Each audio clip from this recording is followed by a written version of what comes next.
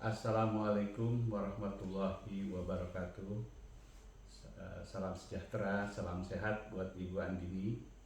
Mohon izin, saya Heru Utomo, NIM 221224103, mau menyampaikan presentasi mengenai reflective review dan review paper dalam rangka UTS, ujian tengah semester pengembangan prasarana wilayah dan perkotaan PMT 3207. Baik, kami akan segera mulai presentasi kami. Kita mulai dengan slide pertama. Di dalam soal disampaikan, buat reflective review mencakup pengetahuan yang Anda dapatkan dari semua topik yang telah dibahas sebelum UTS, serta kesan dalam proses pembelajaran pada mata kuliah ini. Jadi terdiri daripada 4 topik.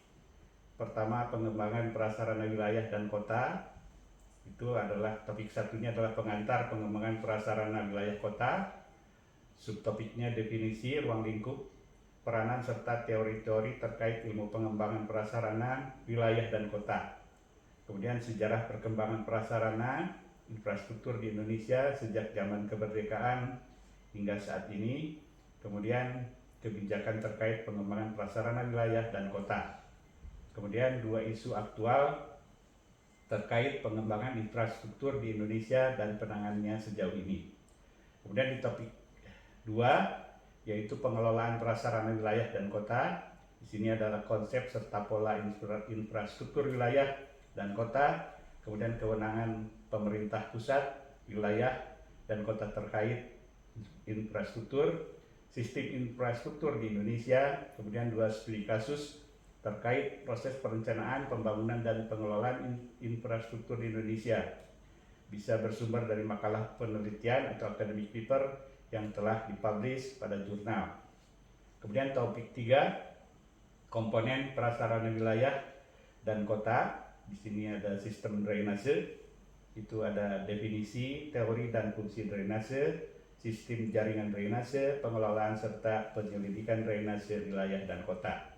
Kemudian ada studi kasus, mereview paper yang bersumber dari jurnal akademik terkait topik, kemudian pengelolaan serta penyediaan drainase pada skala wilayah atau kota. Kemudian topik 4, komponen prasarana wilayah dan kota. Di sini infrastruktur air bersih, ini sumber-sumber air bersih, konservasi air, erosi dan sedimentasi serta pengendaliannya, kekeringan dan strategi pengelolaannya, sistem air bersih, pengelolaan dan proses infrastruktur air bersih. Kemudian studi kasus, mereview paper yang bersumber dari jurnal akademik terkait pengelolaan dan infrastruktur air bersih pada skala wilayah dan kota. Lanjut. Ini adalah hasil daripada review untuk kelompok 1 dengan topik 1, yaitu pengantar pengembangan prasarana wilayah dan kota. Jadi pada kelompok 1 ini, pada topik 1 itu menyimpulkan dalam makalahnya bahwa sejarah perkembangan prasarana infrastruktur Indonesia dimulai pada periode pra-kemerdekaan, di mana pembangunan infrastruktur pada masa kolonial ini seringkali mengabaikan kebutuhan masyarakat lokal dan menimbulkan kesenjangan sosial. Pada periode lama, Orde Lama, pembangunan infrastruktur pada masa ini terkendala oleh keterbatasan sumber daya, instabilitas politik, dan fokus pada pembangunan nasionalisme. Periode Orde Baru menjadi pencapaian penting dalam pembangunan infrastruktur, dengan salah satu pencapaiannya yaitu pembangunan jalan tol pertama di Indonesia.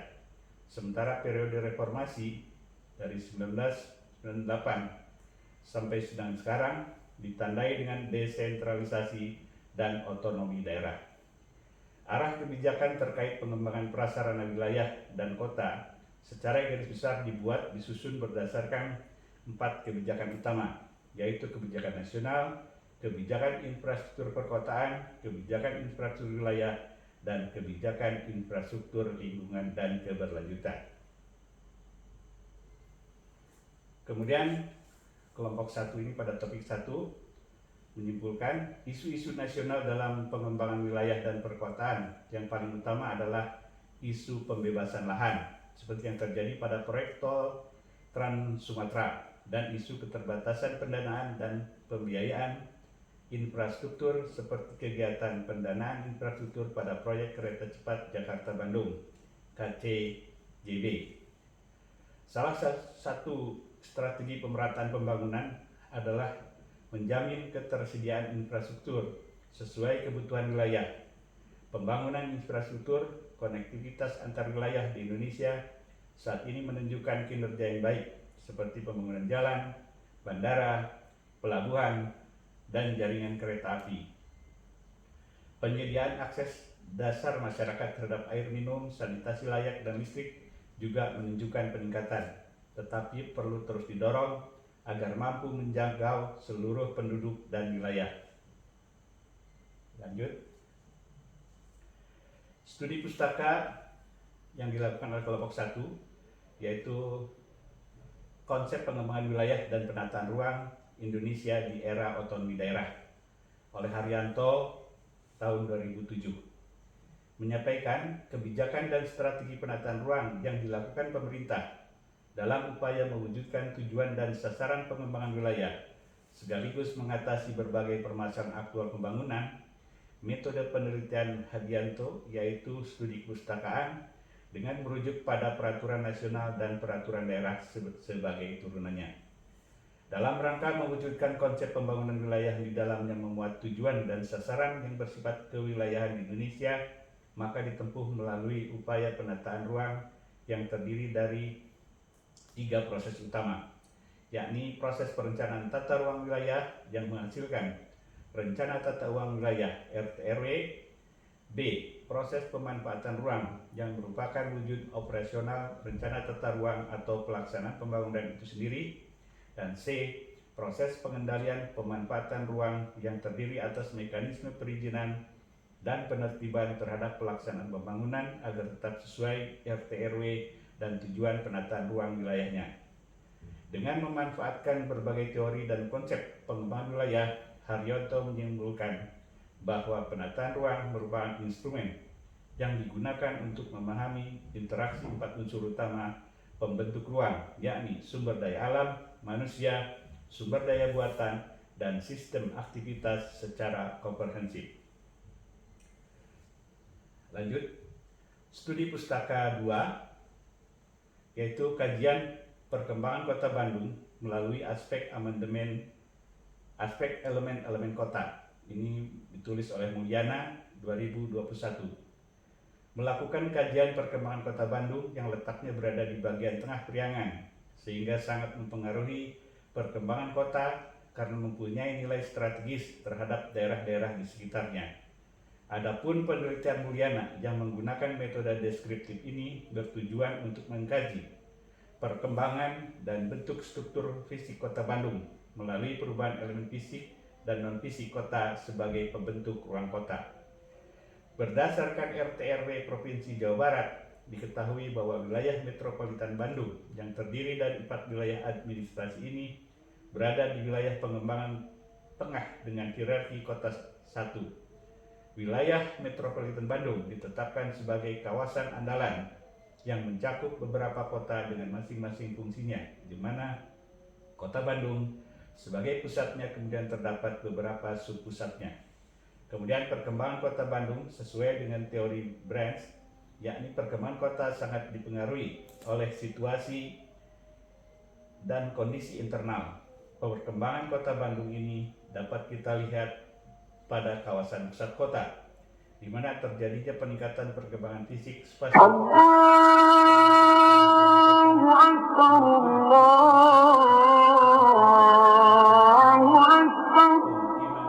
Pendidikan, pariwisata,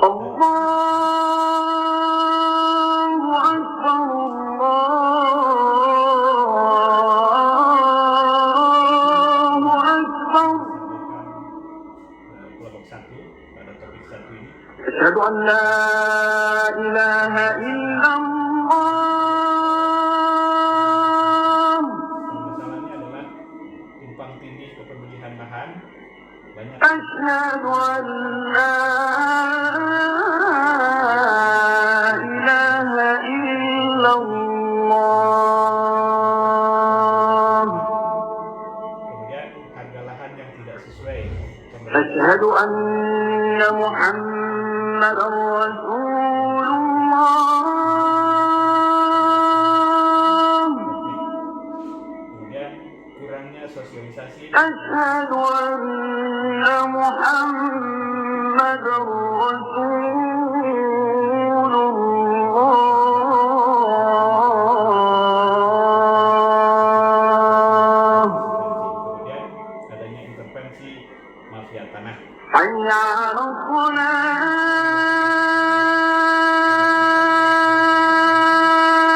Penting terpadu peningkatan sosialisasi dan komunikasi. Kemudian حي على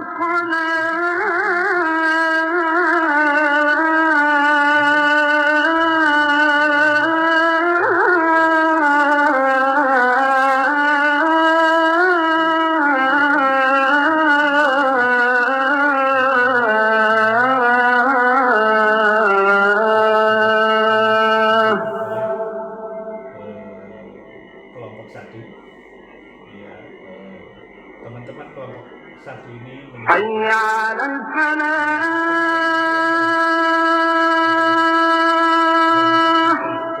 terpadu yang dirancang untuk mengatur aliran air dalam lingkungan perkotaan. حي على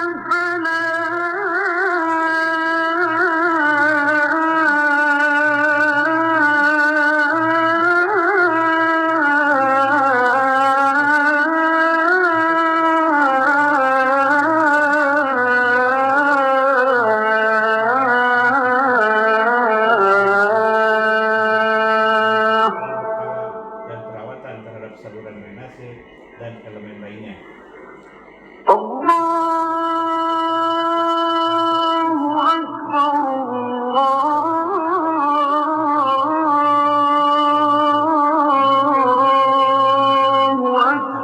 Drainase sebagai paradigma baru. La ilaha illallah.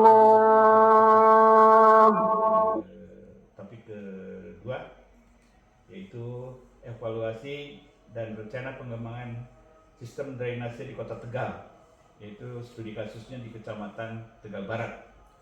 Ini kita bisa lihat bagaimana yang dilakukan oleh Kurniawan, yaitu pada tahun 2023 mengidentifikasi permasalahan-permasalahan yang menyebabkan banjir yang terjadi pada saluran perkotaan di sekitar Kecamatan Tegal Barat, Kota Tegal. Metode penelitian yang digunakan adalah deskriptif yang menjelaskan kondisi objektif, yaitu yang sebenarnya pada keadaan yang menjadi objek studi. Kota Tegal memiliki topografi daratan rendah yang seharusnya menguntungkan karena air dapat mengalir secara alami. Namun pertumbuhan kota, perubahan penggunaan lahan, dan peningkatan jumlah penduduk menyebabkan masalah banjir dan genangan di beberapa wilayah, terutama di Kecamatan Tegal Barat. Masalah banjir disebabkan oleh kapasitas saluran drainase yang kecil, kurangnya drain inlet, dan pendangkalan saluran. Ini adalah kesimpulan dari penelitian yang dilakukan oleh Kurniawan, yaitu adalah bahwa genangan air yang sering terjadi di Kecamatan Tegal Barat disebabkan oleh beberapa faktor, termasuk pendangkalan saluran drainase yang terjadi karena sedimen yang menumpuk di saluran dan juga masalah sampah. Kapasitas saluran drainase yang terlalu kecil menjadi penyebab genangan air. Rencana pengembangan saluran drainase akan diimplementasikan di lokasi-lokasi di mana kapasitas saluran terlalu kecil dengan rencana peningkatan luas penampang saluran dan drainase. Semua tindakan ini diharapkan dapat mengatasi masalah genangan air yang sering terjadi di Kecamatan Tegal Barat. Lanjut studi kasus 2, yaitu perencanaan penerapan sistem drainase berwawasan lingkungan eco drainage di kawasan Kecamatan Talok. Ini diteliti oleh Az-Zahra pada tahun 2024, di mana menganalisis kondisi ekosistem drainase yang ada di wilayah Kelurahan Ujung Pandang Baru dan menganalisis perencanaan pengembangan sistem drainase yang berwawasan lingkungan eco drainage di wilayah tersebut. Penelitian dilaksanakan di Jalan Gatot Subroto yang merupakan salah satu ruas jalan yang berada di Kelurahan Ujung Pandang Baru. Penelitian ini memakai metode kuantitatif dengan data sekunder berupa data curah hujan selama 20 tahun terakhir. Jadi kesimpulan daripada penelitian Az-Zahra ini adalah bahwa berdasarkan analisis kondisi existing saluran drainase yang ada di wilayah sekitar Kelurahan Ujung Pandang Baru perlu mempertimbangkan aspek hidrologi maupun hidrolika dan memerlukan rehabilitasi atau perbaikan karena masih ada saluran yang tidak berfungsi untuk mengalirkan air limbah maupun limpasan air hujan. Perencanaan dilakukan dengan menerapkan sistem drainase berwawasan lingkungan atau eco drainase karena cocok diaplikasikan untuk kawasan pemukiman dan industri yang memiliki koefisien limpasan air yang besar yang bertujuan untuk menyerap air hujan dan meminimalisir banjir. Lanjut, ini adalah kesimpulan yang disampaikan oleh kelompok 2 pada topik 1, yaitu pengembangan prasarana wilayah dan kota, bahwa pengembangan prasarana wilayah dan kota merupakan salah satu aspek kunci dalam mendukung pertumbuhan ekonomi, peningkatan kualitas hidup masyarakat, serta keberlanjutan lingkungan. Infrastruktur yang baik tidak hanya meningkatkan mobilitas dan aksesibilitas, tetapi juga mendorong investasi, memperkuat daya saing suatu wilayah, serta menciptakan lingkungan yang layak huni. Kemudian infrastruktur sebagai kunci pembangunan adalah meningkatkan konektivitas dan aksesibilitas, kemudian menarik investasi dan mendorong daya saing, serta meningkatkan kualitas hidup masyarakat. Lanjut, kemudian tantangan pembangunan prasarana ini adalah permasalahan pendanaan dan tata kelola, dampak lingkungan, keterbatasan kapasitas dan distribusi infrastruktur. Kemudian pentingnya keberlanjutan, ini ada efisiensi energi dan pengurangan emisi, ada infrastruktur hijau, solusi berbasis alam seperti ruang terbuka hijau dan drainase alami. Kemudian keterlibatan masyarakat, di sini ada partisipasi sejak tahap perencanaan, meningkatkan rasa memiliki dan keberlanjutan, pembangunan berbasis komunitas. Pengembangan prasarana wilayah dan kota harus berorientasi pada keberlanjutan, efisiensi, serta partisipasi masyarakat untuk menciptakan masa depan yang layak huni dan kompetitif. Ini adalah isu aktual yang disampaikan oleh kelompok 2 adalah pengembangan prasarana wilayah dan kota. Di sini ada kemacetan lalu lintas di Kota Bandung, di mana pertumbuhan kendaraan melebihi kapasitas jalan, minimnya transportasi publik yang efektif, jalan sempit dan infrastruktur terbatas, kemudian perilaku pengendara yang tidak disiplin, aktivitas wisata dan perdagangan tinggi, kemudian pembangunan di Ibu Kota Nusantara (IKN), pendanaan dan investasi, kesiapan infrastruktur, lingkungan dan keberlanjutan. Lanjut dari kelompok 3, yaitu masalah topik 2, pengelolaan prasarana wilayah dan kota, di mana dalam makalahnya menyimpulkan pengembangan prasarana wilayah dan kota merupakan faktor kunci dalam mendukung pertumbuhan ekonomi, meningkatkan kualitas hidup, serta memperkuat konektivitas dan daya saing suatu wilayah. Perencanaan dan pembangunan infrastruktur harus dilakukan secara terintegrasi, berkelanjutan, dan melibatkan kolaborasi antar pemerintah, sektor swasta, dan masyarakat untuk memastikan hasil pembangunan yang relevan, efektif, dan dapat diterima oleh seluruh pihak.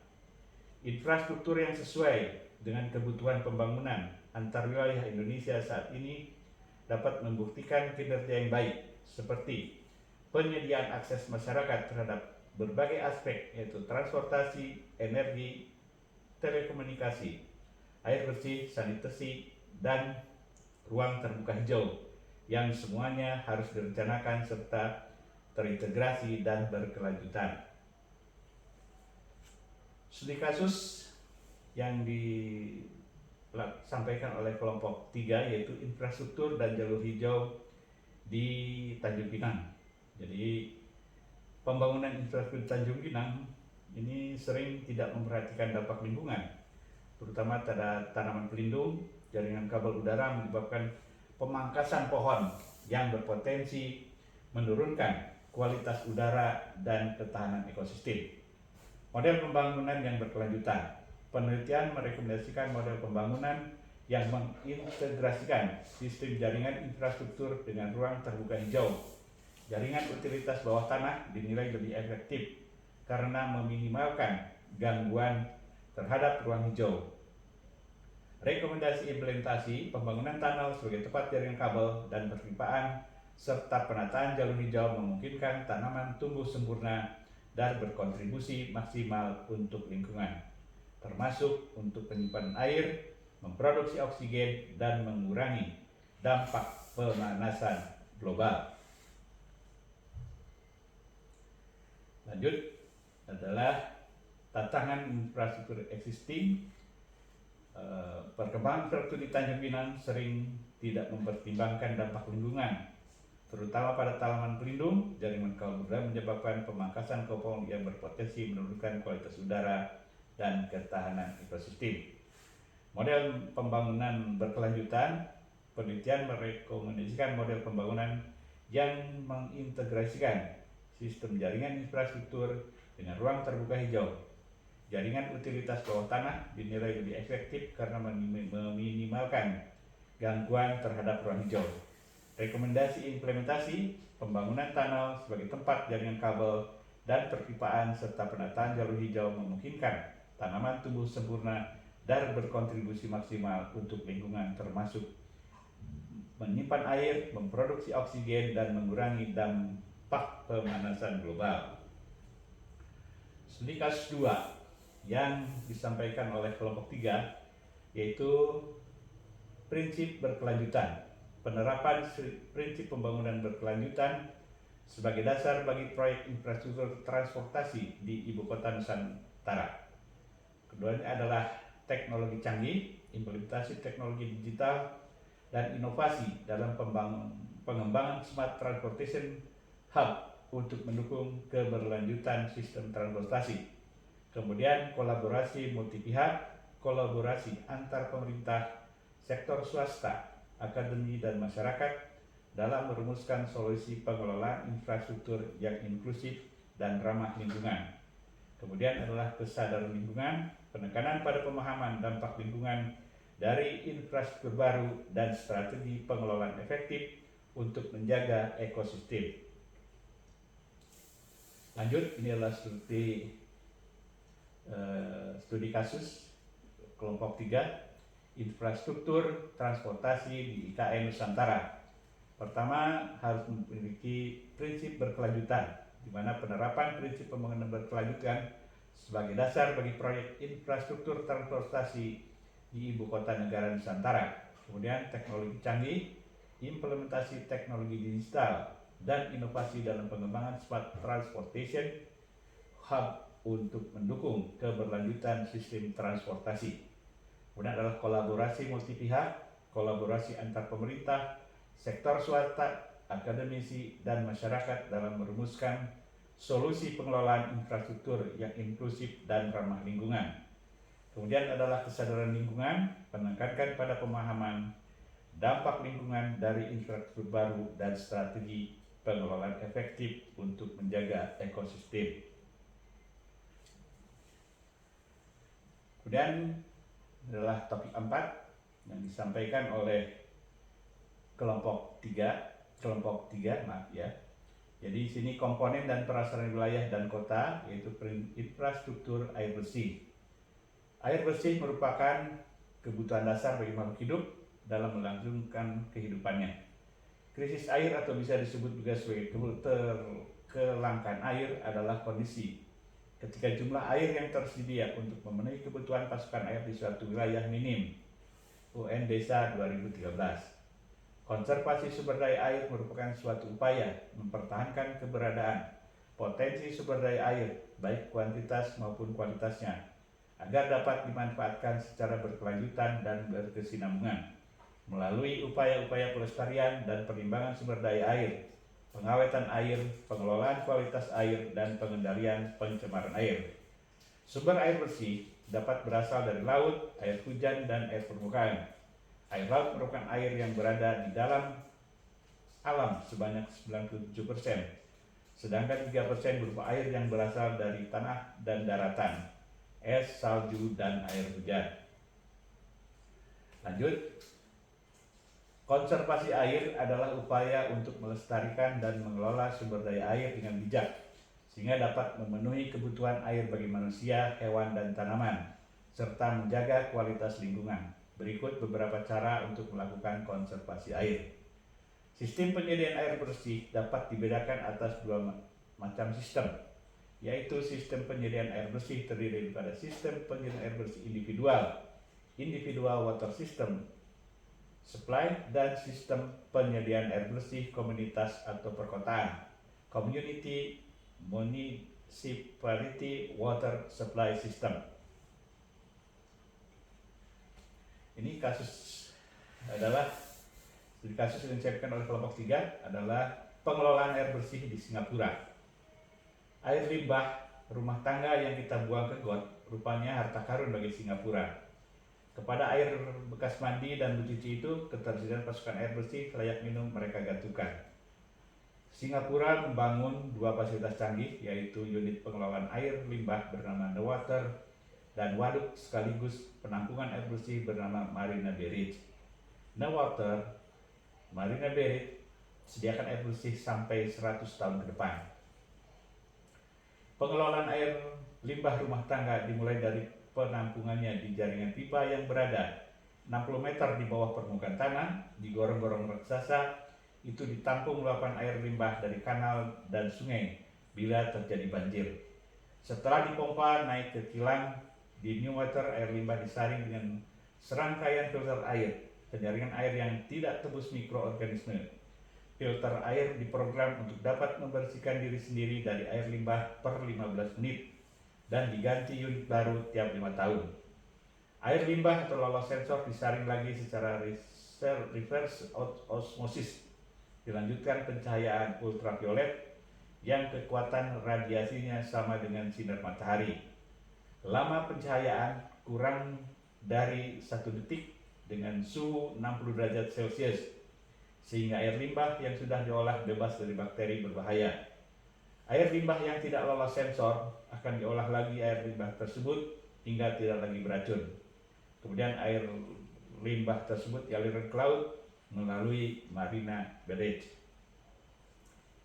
Ini adalah skema daripada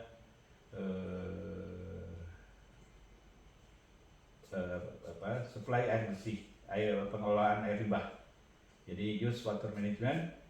Pemerintah Singapura menggunakan terminologi Youth Water Management, yaitu pengelolaan air pembuangan, dibandingkan dengan waste water treatment, pengelolaan air limbah. Pengelolaan air buangan tersebut ditujukan untuk mencegah kontaminasi dan penyebaran penyakit, kemudian melindungi sumber air dan mendapatkan alternatif sumber air baku atau air reklamasi. Ada 6 unit instalasi pengelolaan melayani seluruh wilayah Singapura, diantaranya 2 unit pengolahan terpusat dengan sistem perpipaan bawah tanah, Deep Tunnel Sewerage System. Kemudian studi kasus 2 di kelompok 3, yaitu kualitas air baku di Ibu Kota Nusantara. Penelitian di Sungai Sepaku dan Sungai Tengin menunjukkan kualitas air yang bervariasi dengan Sungai Tengin. Bismillahirrahmanirrahim. Pengolahan tambahan seperti kolam, pengendalian, pengendapan, dan bahan kimia untuk menurunkan TDS agar air layak dikonsumsi. Infrastruktur air minum di IKN mencakup proses pengolahan air di instalasi pengolahan air IPA SPAM Sepaku, yaitu dengan proses koagulasi, flokulasi, sedimentasi, filtrasi, dan desinfeksi. Yang menjadi pembeda adalah IPA SPAM Sepaku memanfaatkan teknologi lanjutan dengan unit ozon dan granular activated carbon GAC untuk mencapai tingkat kejernihan, rasa, dan bau yang maksimal. SPAM Sepaku terdiri dari IPA berkapasitas 300 liter per detik, pipa transmisi 16 km, reservoir, dan pipa distribusi 22 km.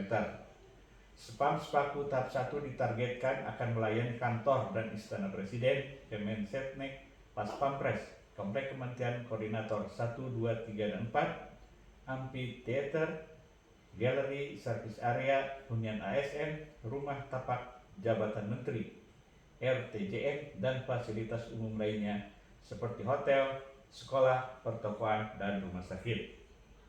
Lanjut, infrastruktur SPAM IKN, kita bisa lihat di sini ada embung MBH, yaitu salah satu embung di kawasan inti pusat pemerintahan KIPP Ibu Kota Nusantara.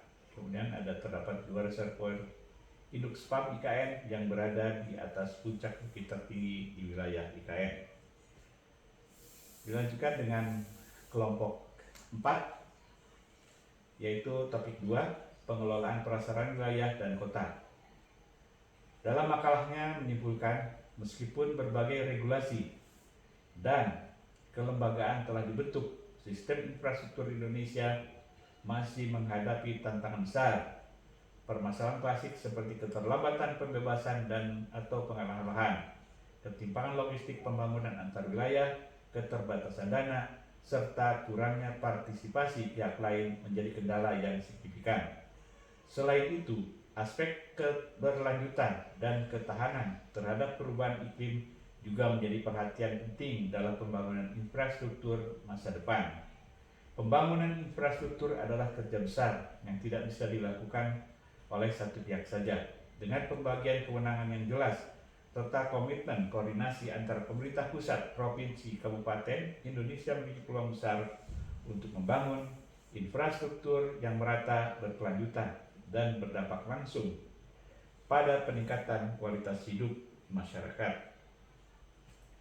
Sebagai bagian dari visi Indonesia Emas 2045, pemerintah mendorong transformasi infrastruktur nasional dengan fokus pada peningkatan konektivitas wilayah, penguatan infrastruktur pendukung kawasan industri dan ekonomi, membangun infrastruktur hijau dan berkelanjutan, digitalisasi infrastruktur melalui teknologi informasi. Dengan pendekatan kolaboratif yang bersifat sektor publik dan swasta, serta penguatan regulasi dan perencanaan jangka panjang, sistem infrastruktur Indonesia diharapkan dapat berjalan dengan baik dan mampu menjadi fondasi utama dalam mewujudkan pembangunan yang inklusif dan berkelanjutan. Rekomendasinya adalah peningkatan kapasitas SDM daerah melalui pelatihan teknis dan manajerial, pemanfaatkan skema KPBU untuk mengatasi keterbatasan anggaran, penyusunan rencana induk infrastruktur terpadu antara pusat dan daerah, kemudian adalah peningkatan transparansi dan partisipasi publik dalam setiap tahapan pembangunan. Studi kasus yang dilaksanakan oleh kelompok 4 adalah pelaksanaan pembangunan sarana prasarana lingkungan dengan partisipasi masyarakat. Kemudian studi kasus 2 adalah pengelolaan infrastruktur berdasarkan isu berkelanjutan di Indonesia. Kemudian studi adalah pengelolaan infrastruktur berdasarkan isu berkelanjutan di Indonesia. Kemudian topik 4 pada kelompok 4 ini adalah komponen dan prasarana wilayah dan kota, infrastruktur air bersih. Dalam makalahnya menyimpulkan, air sebagai elemen yang penting bagi kelangsungan kehidupan hidup sehari-hari. Saat ini mengalami berbagai permasalahan yang cukup pelik dan berdampak pada kehidupan makhluk hidup. Permasalahan tersebut adalah ketersediaan air baku atau bersih yang semakin menipis dan kualitas air baku atau bersih yang semakin menurun. Kedua permasalahan tersebut disebabkan oleh tidak tersusunnya perencanaan yang baik dalam proses penyediaan air baku atau air bersih. Selain itu, proses pembangunan dan pengawasan yang tidak terlaksana dengan baik juga menyebabkan perencanaan penyediaan air bersih menjadi tidak berjalan sebagaimana mestinya. Untuk menanggulangi hal tersebut dibutuhkan infrastruktur air bersih yang memadai dan dapat mewujudkan ketersediaan yang cukup dan menjaga kualitas air dengan baik. Selain dengan penyelenggaraan infrastruktur yang memadai, dibutuhkan juga upaya konservasi yang baik untuk menjaga dan mempertahankan kelangsungan dan keberadaan sumber daya air agar tersedia dalam kuantitas dan kualitas yang memadai sesuai kebutuhan. Permasalahan air bersih di Kota Medan terjadi karena kurangnya kesadaran masyarakat dalam menjaga kualitas air di sumber air atau daerah alirannya. Hal tersebut menyebabkan kualitas air semakin menurun dan dikarenakan pasokan air yang terbatas, masyarakat tidak memiliki pilihan lain selain menggunakan air yang telah tercemar tersebut. Dibutuhkan pengelolaan secara masif untuk menangani problem tersebut dan dibutuhkan kolaborasi baik dari pihak pemerintah maupun masyarakat untuk saling bekerja sama. Pada studi kasus di Singapura, permasalahan keterbatasan lahan dan pasokan air menyebabkan Singapura harus bergantung pada negara tetangga dalam penyediaan air tawar. Namun seiring berjalan waktu, pemerintah Singapura berupaya menanggulangi permasalahan pasokan air dengan membuat teknologi untuk membersihkan air yang telah digunakan, sehingga air dapat didaur ulang dan dapat digunakan kembali. Bahkan dalam tingkatan yang lebih jauh, pemerintah mengeluarkan regulasi agar air tersebut dapat digunakan sebagai air minum. Dari kedua studi kasus tersebut dapat disimpulkan bahwa pengelolaan air di Indonesia masih sangat jauh dari Singapura. Indonesia masih berfokus pada menjaga sumber air utama agar tersedia dengan cukup dan kualitas memadai, sementara Singapura lebih maju dengan menciptakan alternatif pasokan air bersih melalui pendauran ulang air yang telah digunakan. Ini adalah status studi kasus, yaitu krisis air bersih di Kelurahan Titi, Papan, Medan Deli. Jadi di sini faktor penentu keberhasilannya adalah memang potensi sumber air alternatif, hujan dan dukungan kolaboratif dari pemangku kepentingan. Sedangkan faktor penghambatnya adalah infrastruktur yang buruk, paradigma negatif terhadap air hujan, rendahnya kesadaran dan partisipasi masyarakat. Kemudian pendekatan solutif dan kolaboratifnya adalah pengelolaan air hujan itu dengan trap, tampung, resapkan, alirkan, pelihara. Kemudian konservasi fisik sumber air, biopori, sumber resapan, kolam retensi. Kemudian pengawasan kualitas air berkala, edukasi dan peningkatan kesadaran masyarakat, kemudian perbaikan infrastruktur, distribusi dan sanitasi. Studi keduanya adalah Direct Portable Reuse di Singapore The Water Project as a Role Model. Di sini 4 pabrik motor memasok rata-rata 30% dari kebutuhan air Singapura. Jumlah yang diperkirakan akan meningkat menjadi 55% pada tahun 2060, di mana pada saat itu produksi water dapat mencapai 2 juta meter kubik per hari. Singapura telah menerapkan prosedur yang cukup berfokus untuk menggunakan kembali air dengan pelatihan pengelolaan menggabungkan sedimentasi primer, lumpur aktif dan mikrofiltrasi, ultrafiltrasi, disinfeksi ultraviolet. Oleh karena itu, teknologi jantung di balik pengelolaan air Newater adalah RO yang digerakkan oleh tekanan, yang memungkinkan penghilangan partikel terlebih dahulu melalui pengecualian ukuran melalui pori-pori yang memanjang di antara 0,2 nanometer dan 0,4 nanometer. Lanjut, ini struktur masih yang tadi, masih studi kasus Direct Portable Reuse di Singapore The Water Project as a Role Model. Juga masih sama. Nah, ini tadi adalah beberapa reflective review yang sudah disampaikan berkaitan dengan 4 kelompok. Jadi kami sudah sampaikan reflective review-nya, yang dimana hal ini adalah sebagai tugas daripada UTS. Dan di dalam UTS ini juga kita harus mereview paper yang ada pada link yang sudah disiapkan oleh Ibu dosen. Jadi dalam link tersebut terdapat beberapa jurnal tertulis yang memang, dan kami memilih dengan judul Identifikasi Penataan Sistem Drainase Berkelanjutan di Kawasan Kota Lama Semarang, yang ditulis oleh Rian Hidayatur Ramadan, Universitas Semarang. Dalam tulisannya menyampaikan bahwa saluran drainase adalah salah satu komponen penting dalam perencanaan berkelanjutan sebuah wilayah. Secara umum, drainase dapat didefinisikan sebagai fokus ilmu tentang pengkajian mengenai pada kawasan perkotaan yang erat kaitannya dengan kondisi lingkungan fisik, lingkungan sosial budaya yang ada di kawasan kota tersebut. Sebagai komponen penting dalam suatu perencanaan wilayah drainase harus dapat menjadi suatu drainase yang dapat menampung dan mengalirkan debit air hujan semaksimal mungkin agar tidak terjadi genangan yang dapat menyebabkan banjir atau permasalahan lainnya yang dapat mempengaruhi kondisi fisik suatu wilayah.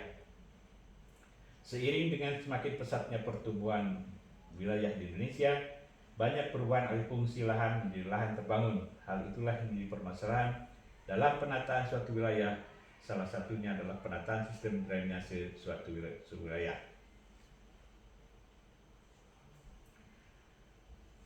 Di sini adalah terdapat beberapa faktor yang menyebabkan permasalahan tersebut terjadi. Di antaranya adalah seiring dengan meningkatnya pembangunan drainase lahan terbangun tersebut, maka meningkat juga pembangunan drainase tertutup pada kawasan tersebut. Hal ini memerlukan perhatian khusus pada perawatan drainase tertutup agar nantinya dapat lebih terlihat tertata, indah, dan bersih. Sebagai salah satu kawasan ikonik Kota Semarang, kawasan Kota Lama ini menjadi daya tarik wisata tersendiri. Hal ini menimbulkan peningkatan populasi sampah di kawasan tersebut. Masih terdapat beberapa saluran drainase di kawasan Kota Lama Semarang yang salurannya terganggu akibat penumpukan sampah. Akibat debit air yang tidak tertampung dengan baik akan menggenang di jalan-jalan sekitar kawasan tersebut. Namun, selain permasalahan-permasalahan tersebut, terdapat beberapa jaringan drainase di kawasan Kota Lama Semarang yang sudah tertata rapi dan berfungsi dengan baik seperti yang ada di Jalan Letnan Jenderal Suprapto. Konsep yang digunakan dalam pengembangan drainase kawasan Kota Lama adalah konsep sistem drainase yang keberlanjutan. Konsep ini memiliki prinsip bahwa sistem drainase harus berwawasan lingkungan dan mengurangi genangan di kawasan Kota Lama Semarang. Penerapan konsep ini adalah membuat sumur resapan. Sistem ini digunakan di kawasan Kota Lama yang sering terjadi banjir yang mengakibatkan daerah itu sering tergenang air jika terjadi hujan yang lebat. Oleh karena itu, sistem yang ini cocok untuk kawasan Kota Lama yang diharapkan bisa menanggulangi masalah banjir tersebut. Sumur resapan dapat menekan terjadinya banjir dan juga berfungsi untuk menyediakan cadangan air tanah pada musim kemarau. Sesuai dengan kondisi kawasan Kota Lama yang sering terkena banjir, maka sumur resapan ini cocok bila diterapkan di kawasan Kota Lama. Sumur resapan ini juga memiliki peran untuk mengurangi konsentrasi pencemaran air tanah. Seiring dengan meningkatnya lahan terbangun di kawasan Kota Lama Semarang, perbaikan drainase mulai berjalan dikarenakan banyaknya genangan air ketika musim hujan tiba. Dengan adanya perbaikan yang mulai membaik sehingga menarik para wisatawan untuk berkunjung, salah satu alternatif untuk mendukung kinerja sistem drainase pada kawasan Kota Lama adalah dengan membuat sumur resapan di beberapa titik pada kawasan tersebut. Selain itu, mengurangi konsentrasi pencemaran air tanah. Ini adalah dokumentasi daripada drainase tertutup Kota Lama Semarang, kemudian jaringan drainase di Letnan Jenderal Suprapto yang sudah jadi, yang sudah selesai di sekitar kawasan Kota Lama. Ini adalah contoh daripada sumber resapan yang sudah dibangun di sekitar Jalan Letnan Suprapto. Lanjut. Ini adalah soal perkembangan, di mana dari tadi kita sudah secara 4 kelompok sudah menyampaikan dan kami mereview. Kemudian ada satu review paper. Berikutnya adalah mengenai kita memberikan semacam review dari 4 kelompok tadi dan satu review paper. Jadi perkembangan infrastruktur wilayah dan kota merupakan faktor penting dalam meningkatkan kualitas hidup masyarakat dan mendorong pertumbuhan ekonomi. Infrastruktur yang baik dapat meningkatkan aksesibilitas, mobilitas, dan produktivitas, sehingga dapat meningkatkan kesejahteraan masyarakat dan meningkatkan daya saing wilayah.